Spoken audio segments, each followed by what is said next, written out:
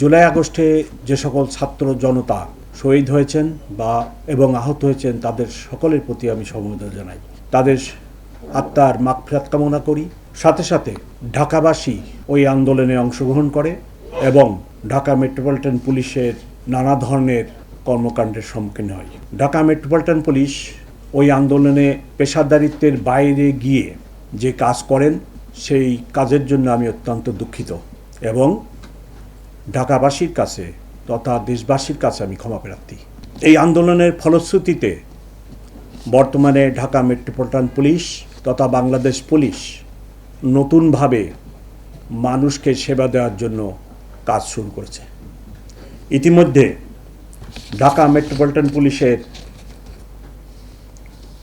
ওই সময়ের যে সমস্ত পুলিশ কর্মকর্তাবৃন্দ অপেশাদারিত্বের সাথে কাজ করেছে তাদেরকে বিভিন্ন জায়গায় বদলি করা হয় এবং অনেকের বিরুদ্ধে দেশের প্রচলিত আইনে ব্যবস্থাও নেওয়া হয়েছে। আপনারা সেটা জানেন। আমরা নতুনভাবে যে কাজ শুরু করেছি সেই জন্য ঢাকাবাসীর সহযোগিতা একান্ত কাম্য। ঢাকা শহরে কম বেশি 2 কোটি লোকের বসবাস। পৃথিবীতে এত ঘন বসতিপূর্ণ শহর আছে বলে আমার জানা নাই। তবে সমসাময়িক কালে এরূপ যে 2-1টি শহরের কথা শোনা যায় তার মধ্যে নাইজেরিয়ার লাগোস, দিল্লি কিছুটা, বোম্বে কিছুটা, এই ধরনের শহর বলে আমার জানা আছে। আমাদের এই ঢাকা শহরের নানাবিধ সমস্যা, সীমিত সংখ্যক রিসোর্স, পুলিশ কর্মকর্তা নিয়ে 2 কোটি লোকের নিরাপত্তা বিধান করতে হয়। যে পবিত্র দায়িত্ব আমার উপর এবং আমার সহকর্মীদের উপর অর্পিত সেটা হলো ঢাকাবাসীকে নিরাপদ রাখা।